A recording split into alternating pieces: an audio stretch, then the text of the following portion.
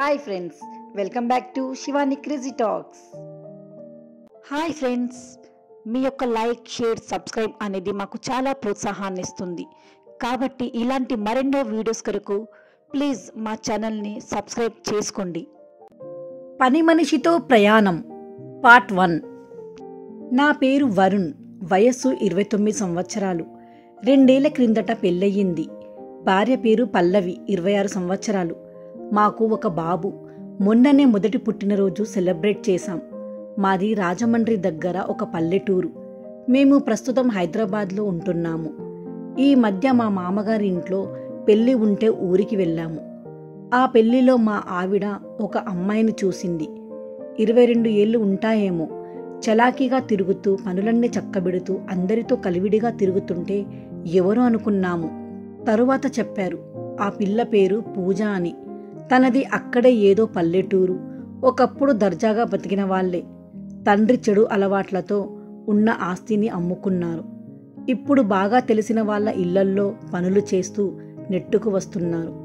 పూజకు ఒక అక్క, ఒక చెల్లి ఉన్నారు. అక్కకు పెళ్ళయింది కానీ బావ వదిలేశాడు. చెల్లి పూజ కంటే 2 ఏళ్లు చిన్నది. ఇది ఆమె ఫ్యామిలీ బ్యాక్గ్రౌండ్. తెలిసిన వాళ్ళు అవ్వటంతో పెళ్లి పనుల్లో నమ్మకంగా ఉంటూ సహాయం చేస్తారని పూజని వాళ్ళ అమ్మని పిలిపించుకున్నారు మా మామగారు. హైదరాబాద్లో పని మనుషులు టైంకి రారు, వచ్చినా సరిగ్గా చేయరు. పైగా నెలకు వారం రోజులు డుమ్మ. మా ఆవిడకు ఆలోచన వచ్చి నాతో, ఏమండి, మనం పూజను హైదరాబాద్ తీసుకువెళదామా అని అడిగింది. ముందు తనని అడుగు, వస్తుందా రాదా, పైగా వాళ్ళ అమ్మ ఒప్పుకోవాలి కదా అన్నాను. హైదరాబాద్ అనగానే పూజ సంతోషంగా ఒప్పుకుంది. తను ఎప్పుడు ఆ పల్లెటూరు దాటి బయటకు అడుగుపెడితే కదా.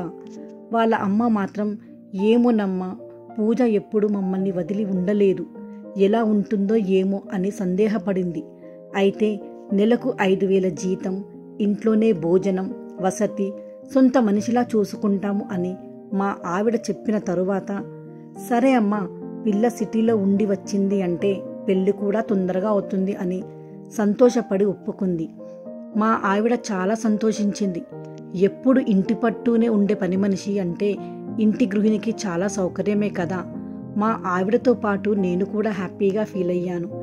ఇంట్లో ఇంకో ఆడమనిషి తిరుగుతుంటే చూడవచ్చు కదా అని.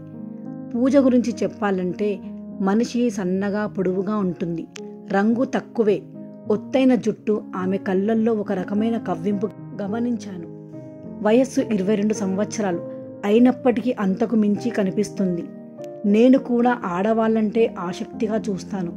మగవాళ్లకు అది అలవాటే కదా. మా ఆవిడ పల్లవి అందంగానే ఉంటుంది. చక్కటి రంగు, ఎత్తైన చనుకట్టుతో చూడగానే బాగుందనిపిస్తుంది. గౌతమి ఎక్స్ప్రెస్లో రిజర్వేషన్ చేయించాము. వెళ్లే రోజు పూజ మొహం సంతోషంతో వెలిగిపోయింది. ఆమె ఎప్పుడు రైలు ఎక్కలేదట. వాళ్ళ అమ్మ వచ్చి చాలా జాగ్రత్తలు చెప్పి సాగనంపింది. రాజమండ్రి వెళ్లే గౌతమి ఎక్స్ప్రెస్ ఎక్కాము. బాబుతో పల్లవి లోయర్ బెర్త్ మీద పడుకుంటే పూజను అప్పర్ బెర్త్ మీద పడుకోమని చెప్పాము. ఎక్కడానికి ఇబ్బంది పడుతుంటే నేనే సాయం చేసి ఎక్కించాను.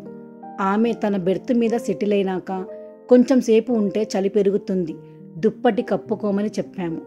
అప్పర్ బెర్త్ అవ్వడం వల్ల స్పేసు తక్కువై దుప్పటి కప్పుకోవడంలో ఇబ్బంది పడుతుంటే నేనే దుప్పటి కప్పాను. అదే అదునుగా తనను తాకాను. నా ఒళ్ళంతా ఏదోలా అనిపించింది. ఆమె మొహమాట పడుతూ ఏమీ అనలేకపోయింది. వచ్చిన కొన్నాళ్ల వరకు పూజ బాగానే పనిచేసింది. ప్రొద్దున్న లేచి ఇల్లు ఊడవటం నుండి గిన్నెలు తోమటం, బాబుకు పాలు పట్టడం అన్నీ చక్కగా చేసేది. తను డ్రాయింగ్ రూంలోనే కింద చాప వేసుకొని పడుకునేది. ఎప్పుడైనా అర్ధరాత్రి మంచినీళ్ళ కోసం కిచెన్లోకి వెళుతూ తొంగి చూసేవాణ్ణి. హైదరాబాద్ నీళ్లు బాగా పడి మనిషిలో నిగారింపు వచ్చింది. పైగా బయట పనులు లేవు కదా. 24 గంటలు ఇంట్లోనే. ఒక 2 నెలలు గడిచాక తన ప్రవర్తనలో నెమ్మదిగా మార్పు వచ్చింది. చెప్పిన పని సరిగా చేయకపోవడం, చిన్న చిన్న ఆర్గ్యుమెంట్స్ చేయటం మొదలుపెట్టింది. దానికి తోడు నాకు సంబంధించిన పనులన్నీ, అంటే నా స్నానానికి నీళ్లు పెట్టడం, ఇంకా షూలు పాలిష్ చేయడం, ఇలాంటి చిన్న చిన్న పనులన్నీ తానే చేయటం మొదలుపెట్టింది. నేను బాత్రూమ్ నుండి బయటకు వస్తున్నప్పుడు నా బాడీ వంక అదో రకంగా చూసేది. మా ఇంటి వెనక బాల్కనీ వైపు కొందరు బ్యాచిలర్ కుర్రాళ్ళు ఉండేవారు. అందుకని మాటిమాటికి బాల్కనీ వైపు వెళ్ళి తొంగి తొంగి చూసేది. నాకు అర్థమైందేమిటంటే పూజకు నా భార్యను చూసి ఈర్ష్య మొదలయ్యింది. సరదాగా ఛాన్స్ వస్తే చూద్దాము అనుకున్నా. కానీ చాలామంది మగవాళ్ళులానే నేను పిరికివాడినే కదా, ధైర్యం చేయలేకపోతున్నాను. ఒకవేళ చేసినా ఎలా దారి తీస్తుందో తెలియదు.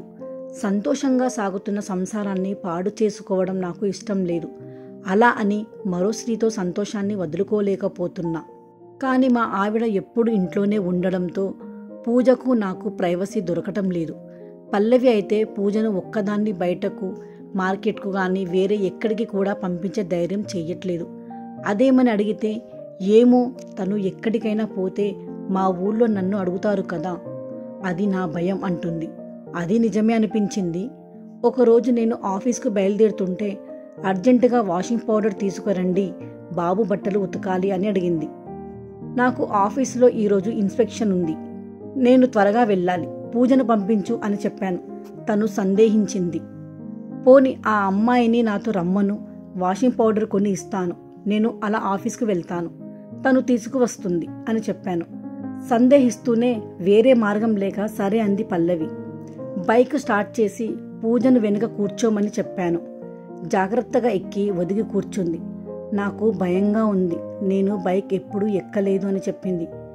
ఇది బాగానే ఉంది అనుకుని దూసుకుపోయాను. కుదుపులతో తను గ్రిప్పు కోసం నన్ను గట్టిగా పట్టుకుని కూర్చుంది. ఇంకా ఉంది సెకండ్ పార్ట్లో. మా వీడియోస్ కనుక మీకు నచ్చినట్లయితే లైక్ చేయండి, షేర్ చేయండి. మరిన్ని వీడియోస్ కొరకు మా ఛానల్ని సబ్స్క్రైబ్ చేసుకోండి.